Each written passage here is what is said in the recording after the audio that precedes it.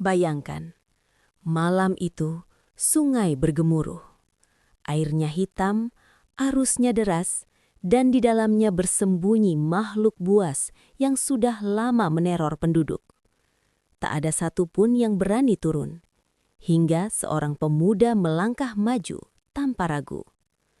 Bukan prajurit istana, bukan bangsawan bergelar tinggi, hanya seorang anak desa yang namanya bahkan belum dikenal luas. Siapa sangka, pemuda inilah yang kelak mengguncang tanah Jawa, menaklukkan buaya raksasa, menjinakkan kerbau ganas di tengah alun-alun, dan akhirnya duduk di singgasana sebagai penguasa Pajang. Dialah Joko Tingkir. Namun benarkah semua itu hanya keberanian semata?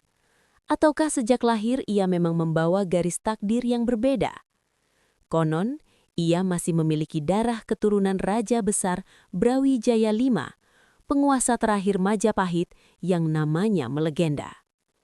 Jika benar, mengapa hidupnya justru dimulai dalam kesederhanaan, jauh dari gemerlap istana? Mengapa ia harus terusir, difitnah, bahkan hampir kehilangan nyawa sebelum takdirnya terungkap?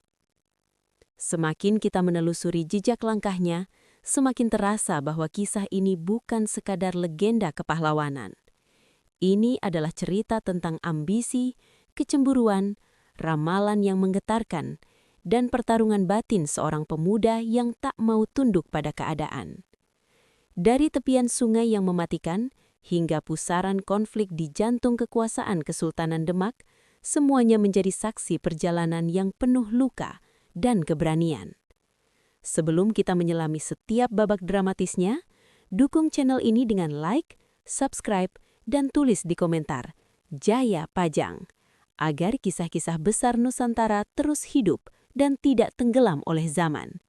Karena setelah ini, Anda akan menyaksikan bagaimana seorang pemuda biasa membalikan hinaan menjadi mahkota, dan membuktikan bahwa takdir hanya berpihak pada mereka yang berani menantangnya. Angin malam berhembus pelan di sebuah desa sederhana di tanah Jawa. Tak ada gemerlap istana, tak ada denting gamelan kerajaan. Hanya suara jangkrik dan doa seorang ibu yang menggendong bayinya dengan harapan besar di dada. Bayi itu kelak dikenal sebagai Joko Tingkir. Namun saat itu ia hanyalah Maskarebet, anak yang lahir tanpa kemewahan, tanpa singgasana. Konon, darah yang mengalir dalam tubuhnya bukan darah sembarangan. Ia dipercaya masih memiliki garis keturunan dari Brawijaya V, raja terakhir Majapahit yang namanya melegenda. Sebuah garis nasab yang terdengar agung, tetapi tak memberinya apapun selain bayang-bayang masa lalu. Sebab kejayaan Majapahit telah runtuh, dan keturunan yang tersisa harus hidup di tengah perubahan zaman. Ayahnya wafat ketika ia masih kecil. Sejak itu, hidupnya berubah keras. Tak ada perlindungan bangsawan, tak ada pengawal setia. Ia tumbuh dengan tempaan alam dan kenyataan pahit. Dari kecil ia sudah mengenal arti kehilangan, arti bertahan, dan arti menjadi tidak dianggap. Namun, justru dari situlah wataknya terbentuk. Maskarebet bukan anak yang mudah menangis, tatapannya tajam, langkahnya tegas. Di usianya yang masih belia, ia menunjukkan keberanian yang membuat orang dewasa terdiam. Saat anak-anak lain bersembunyi ketika petir menggelegar, ia justru berdiri menatap langit, seolah menantang gemuruh takdir. Orang-orang desa mulai berbisik, anak ini berbeda. Tapi berbeda tidak selalu berarti diterima. Ada yang kagum, ada pula yang sinis. Garis keturunan raja hanya menjadi cerita samar, tanpa bukti, tanpa kuasa. Ia bukan pangeran yang dibesarkan dengan pedang pusaka. Ia hanya pemuda desa dengan tekad yang tak biasa. Dan di dalam diamnya tersimpan api yang perlahan membesar. Tak ada yang tahu bahwa dari desa sunyi itu akan lahir sosok yang kelak mengguncangkan pusat kekuasaan Jawa. Tak ada yang menyangka anak yang dianggap biasa ini akan bangkit menuntut takdirnya sendiri. Inilah awal perjalanan seorang darah bangsawan yang terbuang, yang suatu hari akan memaksa dunia mengakui namanya. Sejak kecil, ada sesuatu yang terasa berbeda pada diri Mas Karebet. Bukan hanya keberaniannya, bukan sekadar sorot matanya yang tajam, melainkan aura yang membuat orang tua-tua desa sering terdiam saat memandangnya. Seolah mereka melihat bayangan masa depan yang belum sepenuhnya bisa mereka pahami. Suatu hari, ibunya membawanya menemui seorang pertapa tua yang tinggal jauh dari keramaian. Sosok itu dikenal bijak dan memiliki pandangan batin yang tajam. Ketika Mas Karebet kecil berdiri di hadapannya, pertapa itu tak langsung berbicara. Ia hanya menatap lama, sangat lama, hingga suasana menjadi sunyi mencekam. Lalu dengan suara berat, ia berkata pelan, "Anak ini kelak akan mengguncang tanah Jawa." Kata-kata itu bukan pujian, itu terdengar seperti peringatan. Sang ibu terdiam, wajahnya antara bangga dan takut, sebab ramalan besar jarang datang tanpa ujian besar. Pertapa itu melanjutkan, jalannya tidak akan mudah. Ia akan jatuh, difitnah, diusir. Tapi bila ia mampu menahan amarah dan menjaga hatinya, takdir akan membawanya ke puncak. Sejak hari itu, bisik-bisik mulai menyebar. Mas Karebet bukan lagi sekadar anak desa. Ia menjadi anak yang diramalkan memiliki masa depan luar biasa. Namun ramalan juga bisa menjadi beban. Beberapa orang mulai memandangnya dengan curiga. Ada yang iri, ada yang takut jika kelak ia benar-benar menjadi ancaman bagi kekuasaan yang ada. Mas Karebet sendiri belum sepenuhnya memahami makna ucapan itu. Ia hanya merasakan dorongan aneh dalam dirinya, seperti panggilan yang belum jelas arahnya. Setiap kali ia memandang cakrawala, hatinya bergetar, seakan ada dunia yang lebih besar menantinya. Namun ramalan bukan jaminan kemenangan. Ramalan hanyalah kemungkinan. Dan kemungkinan itu harus diperjuangkan. Malam-malamnya mulai dipenuhi pertanyaan. Apakah ia benar-benar dipilih? Ataukah itu hanya harapan orang-orang yang ingin melihat keajaiban? Dalam diam, ia mulai melatih diri, menguatkan tubuh, menajamkan pikiran, dan meneguhkan hati. Tanpa ia sadari, langkah kecilnya menuju takdir sudah dimulai. Ramalan itu seperti api kecil, tak terlihat besar, tetapi cukup untuk menyalakan perjalanan panjang yang kelak akan mengubah sejarah. Ramalan itu terus terngiang di benak Mas Karebet. Ia tahu, bila takdir memang sedang menunggunya, ia tak bisa hanya mengandalkan keberanian. Ia membutuhkan ilmu, ia membutuhkan guru. Maka langkahnya membawanya menuju sosok yang namanya sudah melegenda di tanah Jawa, Ki Ageng Selo. Ki Ageng Selo bukan orang sembarangan. Ia dikenal sebagai tokoh sakti yang konon mampu menangkap petir dengan tangan kosong. Rumahnya sederhana, namun wibawanya terasa bahkan sebelum orang melihat wajahnya. Banyak yang datang untuk belajar, tetapi tak semua diterima. Ketika Mas Karebet tiba dan menyampaikan niatnya, Ki Ageng Selo hanya tersenyum tipis. "Ilmu bukan untuk gagah-gagahan," ujarnya pelan. "Ilmu adalah beban. Jika hatimu kotor, ilmu akan menghancurkanmu." Ujian pertama bukan adu tenaga, melainkan adu kesabaran. Berhari-hari Mas Karebet diminta membersihkan halaman, menimba air, dan menyiapkan kayu bakar. Tak ada pelajaran silat. Tak ada mantra sakti, hanya kerja keras dan diam. Beberapa murid lain mencibir, anak desa ini tak akan bertahan lama. Namun Mas Karebet memilih menunduk, menahan diri. Ia teringat ramalan itu, bahwa jalannya tak akan mudah. Minggu berganti bulan, barulah Ki Ageng Selo mulai mengajarinya dasar kanuragan, pernafasan, keseimbangan, dan pengendalian batin. "Kekuatan terbesar bukan di lenganmu," kata sang guru, "melainkan di hatimu. Jika hatimu goyah, tubuhmu akan runtuh.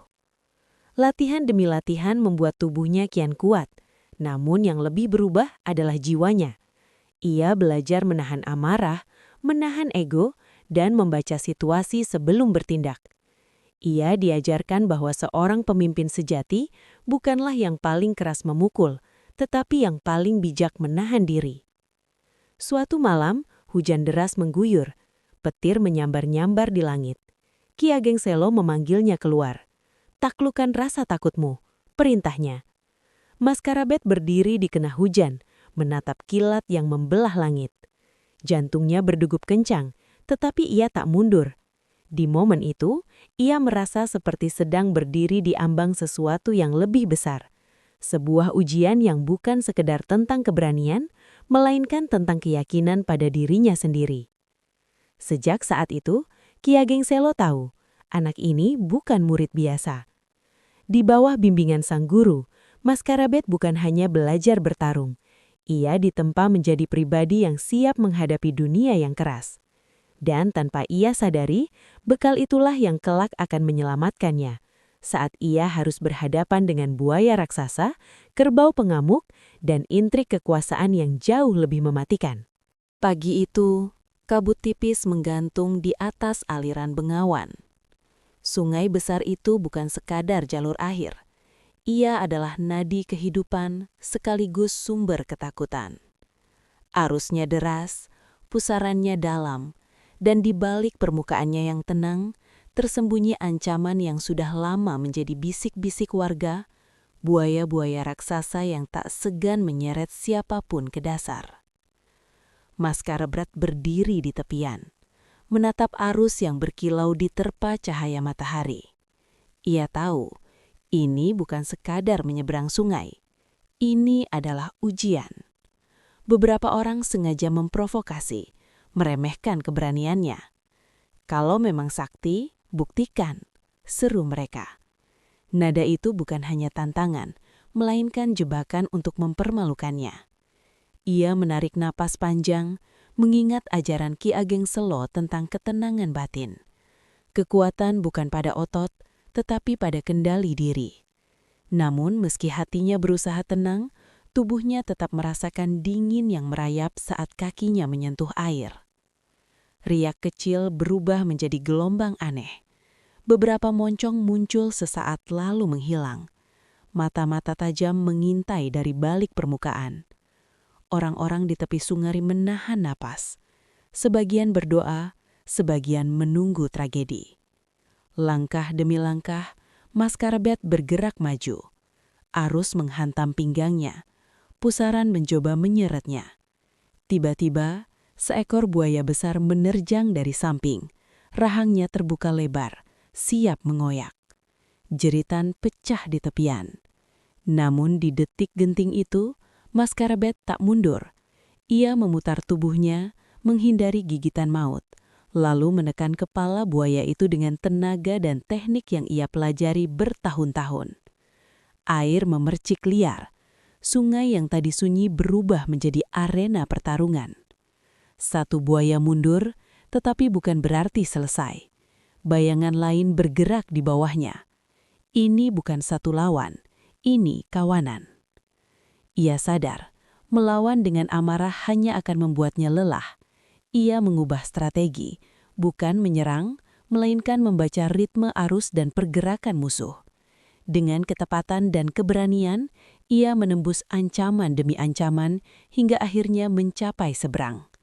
Saat ia menjejakkan kaki di daratan, tubuhnya basah kuyup, napasnya berat. Namun, ia berdiri tegak. Sunyi menyelimuti tepi sungai. Lalu sorak-sorai pecah. Orang-orang tak lagi melihatnya sebagai anak desa biasa. Hari itu, Bengawan menjadi saksi. Maskarabet bukan sekadar pemuda berani. Ia adalah sosok yang mampu menaklukkan ketakutan paling purba. Dan kabar tentang keberaniannya mulai menyebar lebih deras dari arus sungai itu sendiri. Kabar tentang keberanian Maskarabet menyeberangi sungai telah menyebar cepat. Namun bisik-bisik tak berhenti di situ. Ada satu cerita yang membuat bulu kuduk meremang. Di bagian sungai yang lebih dalam, Konon hidup seekor buaya raksasa, lebih besar dan lebih ganas dari yang pernah terlihat. Hewan itu disebut sebagai penguasa bengawan, makhluk tua yang sudah menelan banyak korban. Sebagian orang memperingatkannya untuk tidak kembali. Tetapi justru itulah yang membuat Maskarbet melangkah lagi ke tepian sungai. Ia tahu, selama ketakutan masih hidup di hati rakyat, ancaman itu belum benar-benar selesai. Pagi itu suasana berbeda. Langit mendung, angin berembus pelan, dan air terlihat lebih gelap dari biasanya. Warga berkumpul dari kejauhan. Tidak ada sorakan, hanya kecemasan. Tiba-tiba permukaan sungai bergolak hebat. Seekor buaya raksasa muncul perlahan. Tubuhnya panjang dan tebal, sisiknya kasar seperti baja alami. Matanya menyala tajam, seakan memahami bahwa hari itu ada seseorang yang menantangnya. Detik terasa lambat. Maskarbet berdiri tegak. Ia tidak gegabah. Ia mengingat ajaran Ki Ageng Selo, bahwa lawan terkuat bukanlah yang paling besar, tetapi yang paling mampu mengendalikan diri. Ketika buaya itu menerjang dengan kekuatan penuh, ia menghindar sepersekian detik sebelum rahang raksasa itu menghantam air. Gelombang tinggi memercik, tanah di tepian menjadi licin. Buaya itu berbalik cepat, ekornya menyapu seperti cambuk. Maskarbet terpental dan hampir terjatuh. Nafasnya memburu. Inilah ujian sebenarnya. Namun alih-alih panik, ia menenangkan pikirannya. Ia membaca pola serangan. Saat buaya itu membuka rahang untuk kedua kalinya, Maskarbet memanfaatkan celah, menekan bagian sensitif di kepala dan rahangnya, menggunakan teknik yang ia latih berbulan-bulan. Pertarungan itu bukan sekadar adu tenaga, melainkan adu ketahanan. Waktu seolah berhenti. Hingga akhirnya dengan satu gerakan terakhir yang tegas, buaya raksasa itu melemah dan berhenti melawan. Sunyi menyelimuti sungai. Makhluk yang selama ini menjadi teror, kini tak lagi bergerak. Maskarbet berdiri terengah. Tubuhnya penuh lumpur, namun sorot matanya tetap menyala. Sorak warga pecah memecah keheningan. Hari itu bukan hanya buaya yang ditaklukkan, melainkan rasa takut yang telah lama mengikat hati mereka. Sejak saat itu, namanya tak lagi hanya disebut sebagai Maskarbet. Orang-orang mulai memanggilnya dengan penuh hormat, Joko Tingkir. Dan tanpa ia sadari, kemenangan di tepi sungai itu hanyalah awal dari ujian yang jauh lebih besar. Ujian yang akan membawanya mendekati takdir sebagai penguasa. Kemenangan atas buaya raksasa membuat nama Joko Tingkir menggema dari desa ke desa. Namun ia tahu, ketenaran di tepian sungai belum cukup untuk mengubah nasibnya. Jika ia ingin membuktikan bahwa ramalan itu bukan sekadar angin lalu, ia harus melangkah lebih jauh menuju pusat kekuasaan tanah Jawa saat itu, Kesultanan Demak. Perjalanan itu bukan sekadar merantau, itu adalah pertaruhan masa depan. Demak bukan desa kecil yang mudah ditaklukkan dengan keberanian semata. Di sana berkumpul para bangsawan, prajurit tangguh, dan tokoh-tokoh agama berpengaruh. Istana penuh intrik. Senyum bisa berarti persahabatan atau jebakan. Saat pertama kali menjejakkan kaki di Demak, Joko Tingkir merasakan atmosfer yang berbeda. Pelabuhan ramai, pasar hidup, dan masjid berdiri megah sebagai pusat spiritual. Namun di balik kemegahan itu ada ketegangan politik yang tak kasat mata. Perebutan pengaruh dan kekuasaan perlahan menggerogoti fondasi kerajaan. Dengan bekal keberanian dan ilmu kanuragan, ia mendaftarkan diri sebagai prajurit. Banyak yang memandangnya sinis. Anak desa ingin jadi abdi istana, bisik mereka. Tapi ia tidak gentar. Ia tahu, untuk naik, ia harus mulai dari bawah. Hari-hari pertamanya diisi latihan keras. Ia harus membuktikan diri di hadapan prajurit-prajurit yang sudah lama mengabdi. Setiap gerakan diawasi, setiap kesalahan bisa menjadi bahan ejekan. Namun, justru tekanan itulah yang membuatnya bersinar. Kecepatan, ketepatan, dan ketenangan yang ia miliki membuat para pelatih mulai meliriknya. Dalam beberapa ujian, ia menunjukkan kemampuan di atas rata-rata. Bukan hanya kuat, tetapi cerdas membaca situasi. Ia tidak sekadar bertarung, ia memahami strategi. Kabar tentang prajurit muda berbakat itu perlahan sampai ke telinga para petinggi. Namun, perhatian juga berarti ancaman. Beberapa bangsawan muda mulai merasa terusik. Mereka melihatnya bukan sebagai rekan, melainkan pesaing. Disinilah Joko Tingkir menyadari medan pertempuran yang sesungguhnya bukan hanya di lapangan latihan, tetapi di balik dinding istana. Demak adalah gerbang menuju takdirnya, tetapi juga labirin penuh jebakan. Dan setiap langkah yang ia ambil membawanya semakin dekat pada puncak atau jurang yang lebih dalam. Ia belum tahu bahwa ujian berikutnya akan jauh lebih berbahaya daripada buaya raksasa di sungai. Siang itu, alun-alun Kesultanan Demak yang biasanya ramai berubah menjadi lautan kepanikan. Seekor kerbau liar bertubuh besar, berotot dan bermata merah mengamuk tanpa kendali. Tali pengikatnya putus. Beberapa prajurit terpental, pedagang berlarian, anak-anak menangis mencari perlindungan. Debu beterbangan, teriakan bersahut-sahutan. "Jangan dekati!" teriak seorang pengawal. Namun justru dalam kekacauan itu, satu sosok melangkah maju. Dialah Joko Tingkir, prajurit muda yang namanya mulai diperbincangkan. Kerbau itu menyeruduk tiang, menghancurkan pagar, lalu berbalik dengan napas berat mengepul. Setiap hentakan kakinya membuat tanah bergetar. Para bangsawan menyaksikan dari kejauhan. Sebagian berharap ada yang berani menuntaskan amukan ini. Sebagian lain diam-diam menunggu Joko Tingkir gagal. Detik menegang. Joko Tingkir tidak langsung menyerang. Ia mengingat ajaran gurunya. Baca irama lawan. Kerbau bukan hanya kuat, ia cepat dan liar. Satu salah langkah, tanduk itu bisa merobek perut. Serudukan pertama datang seperti badai. Joko Tingkir menghindar tipis, merasakan angin tajam di sisi tubuhnya. Debu menutup pandangan, sorak ketakutan terdengar. Kerbau berputar, lebih marah, lebih buas. Alih-alih terpancing, Joko Tingkir menurunkan pusat gravitasinya, menunggu celah.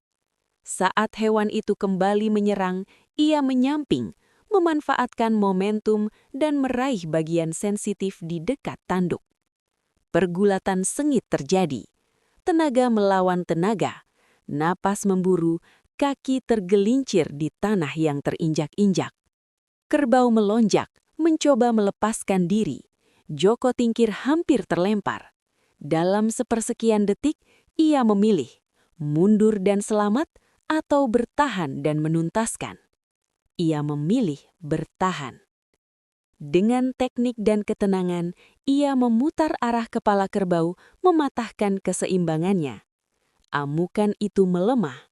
Napas hewan besar itu berubah dari geram menjadi terengah-engah. Perlahan, kerbau yang tadi menguasai alun-alun mulai tunduk. Hening menyapu kerumunan. Lalu tepuk tangan pecah, disusul sorak yang mengguncang udara. Namun di antara sorak itu ada tatapan-tatapan dingin, iri, dan cemas. Kemenangan ini bukan sekedar menenangkan alun-alun. Ini adalah pernyataan. Prajurit muda itu layak diperhitungkan. Dan sejak hari itu, nama Joko Tingkir tak lagi sekedar kabar burung. Ia menjadi ancaman nyata di panggung kekuasaan.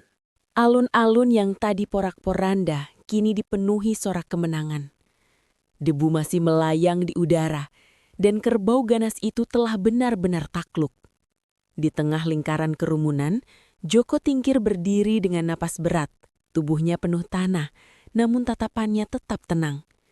Ia tidak mengangkat tangan, tidak membusungkan dada. Justru sikap tenangnya itulah yang membuat banyak orang semakin kagum. Hari itu bukan hanya tentang menjinakkan seekor hewan liar, itu adalah momen yang membelah takdirnya. Kabar kemenangan itu menyebar cepat hingga ke dalam istana Kesultanan Demak. Para petinggi mulai memperbincangkan namanya. Sebagian memuji keberanian dan kematangannya dalam bertindak, namun sebagian lain mulai merasa terancam. Di dunia istana, pujian bagi satu orang seringkali berarti ancaman bagi yang lain. Beberapa bangsawan muda yang sebelumnya meremehkannya, kini tak lagi bisa menutup mata. Seorang prajurit dari desa, tanpa gelar tinggi, tanpa dukungan keluarga berpengaruh, berhasil melakukan apa yang tak mampu dilakukan banyak orang. Itu bukan sekadar prestasi, itu simbol. Simbol bahwa kekuatan tidak selalu lahir dari garis keturunan bangsawan. Namun, kemenangan seringkali membawa ujian yang lebih berat daripada kekalahan. Di balik ucapan selamat dan tepukan bahu, bisik-bisik mulai terdengar. Terlalu cepat naik, terlalu menonjol, harus diawasi. Intrik kecil mulai dirancang, senyap namun berbahaya. Joko Tingkir sendiri menyadari perubahan itu. Ia merasakan tatapan yang berbeda, bukan lagi tatapan meremehkan, tetapi tatapan menghitung. Ia tahu, semakin tinggi ia berdiri, semakin keras angin yang akan menerpa. Namun ia tidak menyesal. Dalam hatinya ia merasa satu langkah besar telah terlewati. Ramalan masa kecilnya terngiang kembali. Mungkin inilah awal jalan menuju sesuatu yang lebih besar. Tetapi ia juga sadar, takdir bukan hanya tentang kemenangan gemilang, melainkan tentang ketahanan menghadapi badai yang pasti datang. Dan badai itu sudah mulai bergerak. Kemenangan di alun-alun telah mengangkat namanya, tapi pada saat yang sama, kemenangan itu juga membuka pintu menuju konflik yang lebih dalam. Konflik yang tak lagi melibatkan kerbau liar, melainkan manusia dengan ambisi dan kecemburuan. Takdirnya kini benar-benar bergerak, dan tak ada jalan kembali. Kemenangan demi kemenangan yang diraih Joko Tingkir ternyata bukan hanya menumbuhkan kekaguman, tetapi juga kecemburuan yang perlahan berubah menjadi kebencian. Di balik dinding istana Kesultanan Demak, bisikan-bisikan tajam mulai beredar seperti racun yang menyusup tanpa suara. Anak desa itu terlalu cepat naik. Siapa yang menjamin kesetiaannya? Jangan-jangan ia punya ambisi merebut tahta. Fitnah mulai dirancang rapi. Sebuah kesalahan kecil dibesar-besarkan. Sebuah tindakan disalahartikan. Beberapa orang yang merasa tersaingi sengaja memutarbalikkan fakta, seolah-olah Joko Tingkir mulai bertindak melampaui batas sebagai prajurit. Hari itu, ia dipanggil menghadap. Suasana balairung istana terasa dingin dan menekan. Tatapan para pejabat tak lagi bersahabat. Tuduhan dilontarkan tanpa memberinya banyak ruang untuk membela diri. Ia berdiri tegak, berusaha menjelaskan dengan tenang. Tetapi keputusan tampaknya sudah dibuat sebelum ia berbicara. Hatinya bergetar, bukan karena takut, tetapi karena sadar bahwa kebenaran tidak selalu menjadi pemenang di hadapan ambisi dan iri hati. Keputusan itu dijatuhkan. Ia harus meninggalkan Demak. Sunyi menyelimuti langkahnya saat keluar dari gerbang istana. Tak ada sorak, tak ada pembelaan. Beberapa prajurit yang dulu memujinya kini hanya bisa menunduk, tak berani berbicara. Dalam sekejap, nama yang sempat dielu-elukan berubah menjadi sosok yang disingkirkan. Namun yang paling berat bukanlah kehilangan jabatan. Yang paling menyakitkan adalah pengkhianatan kepercayaan. Malam itu, di bawah langit yang kelam, Joko Tingkir merenung. Ia bisa saja marah, ia bisa saja membalas, tetapi ia memilih diam. Ia teringat ajaran gurunya. Kekuatan sejati bukan pada balas dendam, melainkan pada kemampuan bangkit lebih tinggi dari kejatuhan. Pengusiran itu memang menjatuhkannya, tetapi justru dalam keterasingan itulah tekadnya mengeras seperti baja yang ditempa api. Jika istana menolaknya hari ini, bukan berarti takdirnya berhenti di sini. Kadang jalan menuju singgasana memang harus melewati lembah kehinaan. Dan Joko Tingkir, yang pernah menaklukkan buaya dan kerbau ganas, kini dihadapkan pada lawan yang lebih berbahaya. Permainan kekuasaan manusia. Namun satu hal pasti, ia belum selesai. Pengusiran dari Kesultanan Demak bukan sekadar kehilangan jabatan bagi Joko Tingkir. Itu adalah tamparan keras bagi harga dirinya. Dari prajurit yang dielu-elukan, ia berubah menjadi sosok yang dipandang sebelah mata. Nama yang dulu disebut dengan kagum, kini hanya dibicarakan dalam bisikan. Hari-hari pertamanya setelah terusir, dipenuhi keheningan. Ia kembali berjalan di jalanan desa, jauh dari kemegahan istana. Namun di balik ketenangan wajahnya, ada badai yang berputar dalam dadanya. Ia tidak marah pada takdir. Ia marah pada dirinya sendiri karena sempat percaya bahwa perjuangannya sudah cukup. Malam demi malam ia habiskan dalam perenungan. Ia menatap langit, mengingat kembali ramalan masa kecilnya. Akan mengguncang tanah Jawa. Kata-kata itu kini terasa seperti tantangan, bukan janji. Di tengah kehinaan itu, satu hal yang tak pernah padam adalah keyakinannya. Ia sadar, jika ia menyerah sekarang, maka semua latihan, semua luka, semua pengorbanan akan menjadi sia-sia. Maka ia memilih bangkit, bukan dengan gegap gempita, tetapi dengan langkah yang sunyi dan terencana. Perlahan, ia mulai mengumpulkan dukungan. Banyak orang desa yang masih menghormatinya. Beberapa prajurit lama diam-diam tetap setia. Mereka melihat ketidakadilan yang terjadi. Mereka percaya Joko Tingkir bukan pengkhianat. Dari pertemuan-pertemuan kecil, tumbuh jaringan kepercayaan.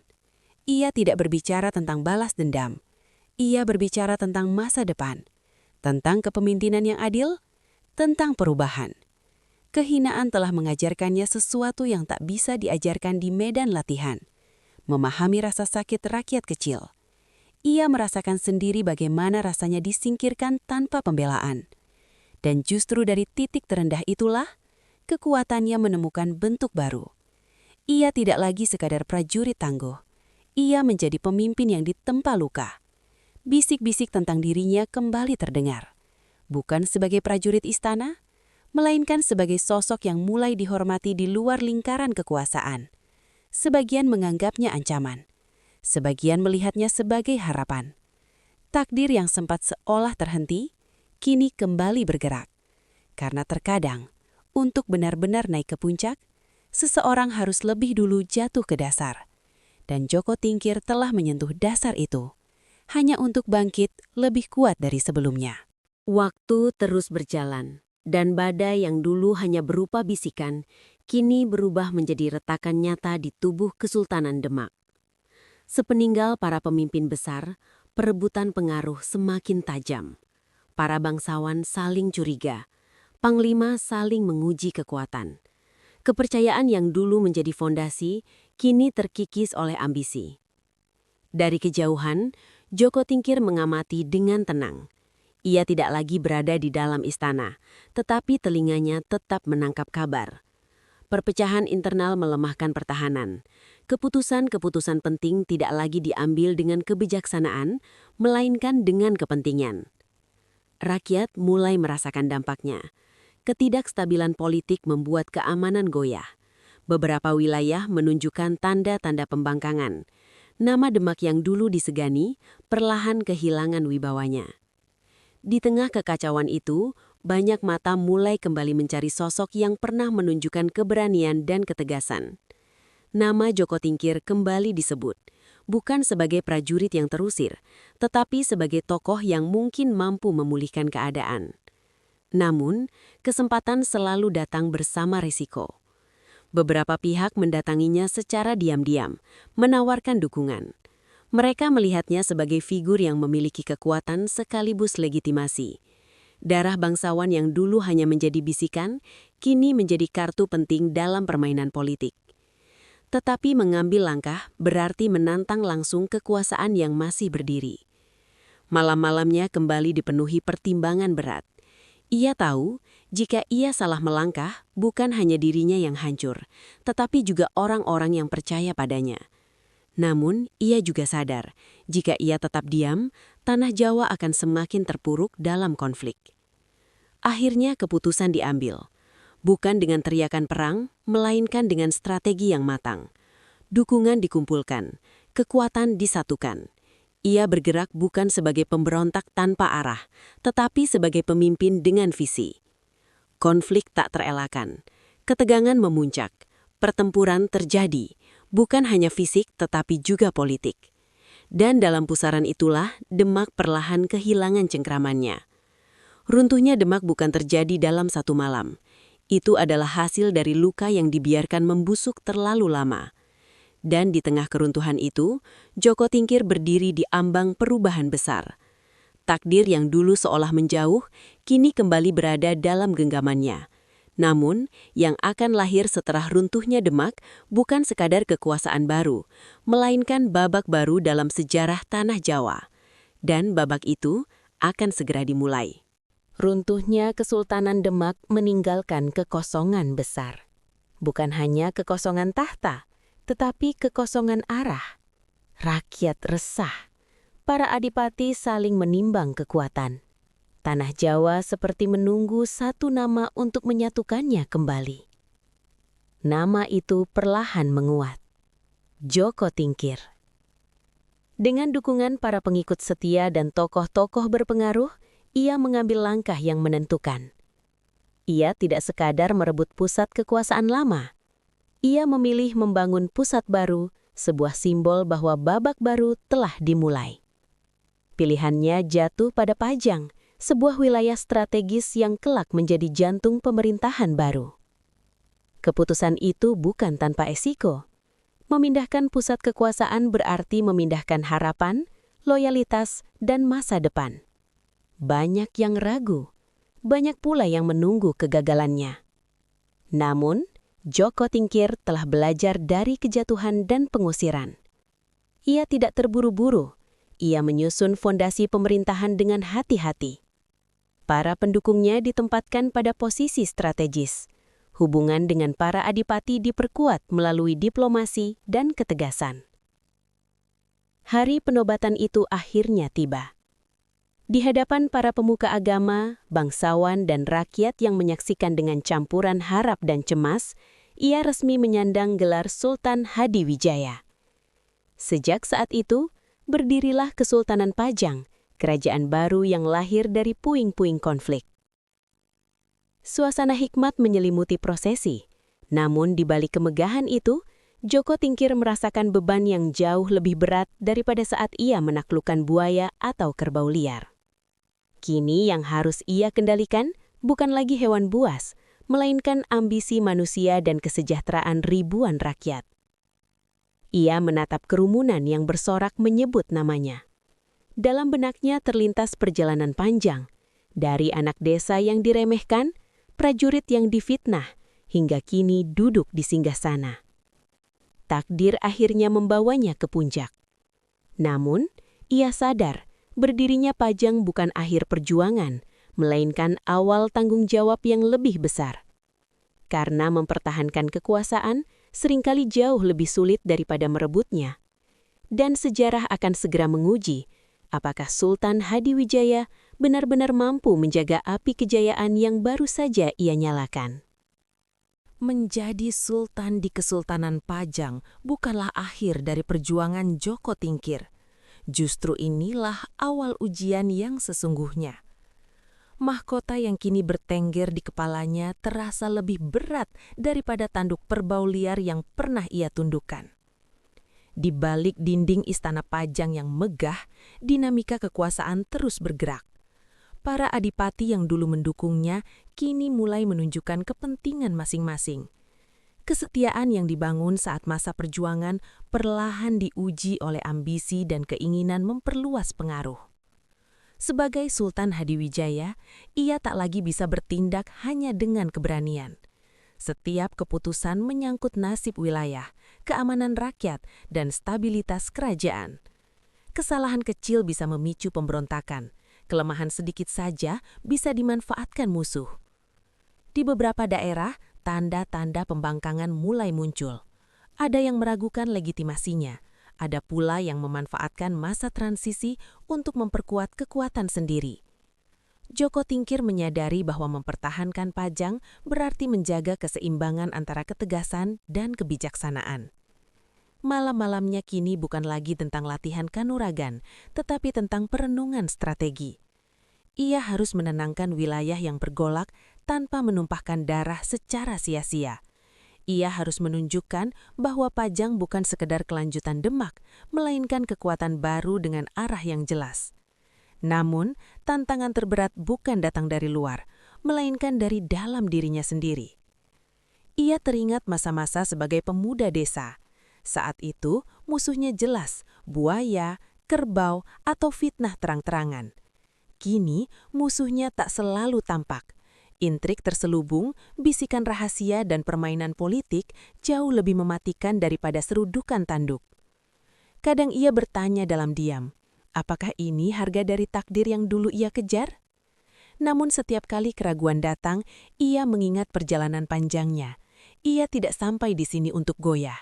Ia sampai di sini untuk membuktikan bahwa kepemimpinan lahir dari keteguhan hati, bukan sekedar garis keturunan. Tahta memang memberinya kekuasaan, tetapi juga menuntut pengorbanan, waktu, ketenangan, bahkan rasa percaya pada sebagian orang. Dan di tengah semua tekanan itu, Sultan Hadiwijaya memilih tetap berdiri tegak. Karena ia tahu sejarah tidak akan mengingat betapa berat mahkota itu. Sejarah hanya akan mengingat apakah ia mampu menjaganya. Waktu berlalu, dan roda kekuasaan terus berputar di bawah kepemimpinan Joko Tingkir, yang kini dikenal sebagai Sultan Hadiwijaya. Di singgasana Kesultanan Pajang, ia bukan lagi pemuda yang membuktikan diri. Ia adalah raja yang menjaga keseimbangan sebuah negeri. Pajang perlahan menemukan ritmenya. Stabilitas mulai terbentuk. Hubungan dengan para adipati diperkuat. Perdagangan berkembang. Rakyat mulai merasakan ketertiban setelah masa-masa penuh gejolak. Namun di balik itu semua, Sultan Hadiwijaya sadar bahwa kejayaan tidak pernah benar-benar abadi. Ia melihat generasi muda tumbuh. Ia menyaksikan bibit-bibit kekuatan baru bermunculan di berbagai wilayah. Ia memahami satu hal penting, setiap kerajaan hanyalah mata rantai dalam perjalanan panjang sejarah Jawa. Di malam-malam sunyi, ketika istana telah sepi dan obor-obor meredup, ia sering merenung. Dari tepian sungai tempat ia pernah bertarung melawan buaya, hingga alun-alun tempat ia menjinakkan kerbau liar, hingga akhirnya duduk di singgasana. Semua terasa seperti perjalanan yang mustahil. Ia pernah diremehkan, pernah difitnah, pernah diusir. Namun ia tidak pernah berhenti. Dan mungkin itulah warisan terbesarnya. Bukan hanya berdirinya Pajang, bukan sekadar gelar sultan, melainkan bukti bahwa seseorang tidak ditentukan oleh awal kehidupannya, melainkan oleh keberanian menghadapi setiap ujian. Ia sadar, suatu hari nanti Pajang pun akan menghadapi tantangan baru. Akan ada kekuatan lain yang tumbuh, mungkin lebih besar, mungkin lebih ambisius. Namun, ia berharap fondasi yang ia bangun cukup kuat untuk menjadi pijakan generasi berikutnya. Sejarah kelak akan mencatat namanya, bukan hanya sebagai penakluk buaya atau kerbau ganas, tetapi sebagai jembatan penting dalam peralihan kekuasaan Jawa. Dan ketika waktunya tiba untuk melepaskan segalanya, yang tersisa bukanlah kemegahan istana. Yang tersisa adalah cerita.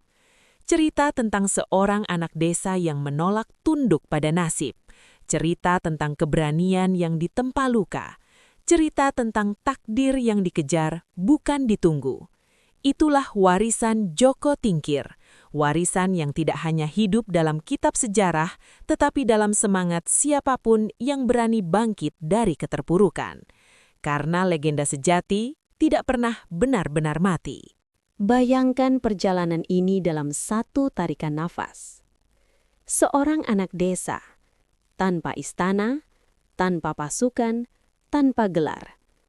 Ia berdiri di tepi sungai, menghadapi buaya raksasa yang siap merenggut nyawanya. Ia berdiri di alun-alun, berhadapan dengan kerbau ganas yang membuat prajurit berpengalaman pun mundur. Ia berdiri di balairung istana, sendirian, saat fitnah menjatuhkannya tanpa ampun. Dan ia juga berdiri saat mahkota akhirnya diletakkan di kepalanya. Dialah Joko Tingkir.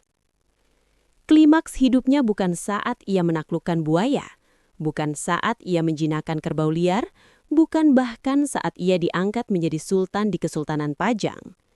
Klimaks sejatinya adalah saat ia memilih untuk tidak menyerah.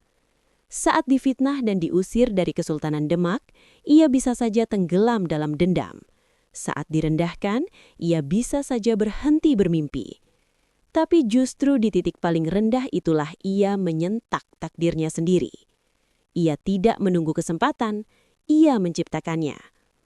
Dan disitulah sejarah berubah. Karena takdir tidak selalu diwariskan. Kadang, takdir harus direbut dengan luka, air mata, dan keberanian yang tidak terlihat oleh dunia. Kisah Joko Tingkir bukan sekedar legenda kepahlawanan Jawa, ini adalah cermin kehidupan.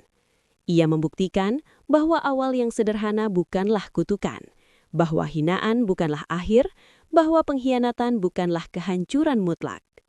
Ia adalah bukti bahwa seseorang tidak ditentukan oleh dari mana ia berasal, melainkan oleh seberapa kuat ia bertahan saat dijatuhkan. Dari anak desa menjadi sultan, dari terbuang menjadi penguasa, dari diragukan menjadi dikenang. Warisan terbesarnya bukan hanya pajang, warisan terbesarnya adalah mental baja, jatuh, bangkit, dan melangkah lebih jauh. Jika kisah ini mengajarkan satu hal, maka itu adalah, jangan pernah meremehkan diri sendiri. Mungkin hari ini kita berada di titik terendah, mungkin hari ini kita diremehkan, disingkirkan, bahkan diragukan. Tapi ingatlah, bahkan Joko Tingkir pernah berada di posisi itu. Tulis di kolom komentar, takdir direbut, bukan ditunggu. Dan jangan lupa, like, share, serta subscribe, agar lebih banyak kisah epik Nusantara seperti ini terus hidup dan menginspirasi generasi berikutnya. Karena siapa tahu, kisah berikutnya yang luar biasa adalah kisah tentang perjuanganmu sendiri.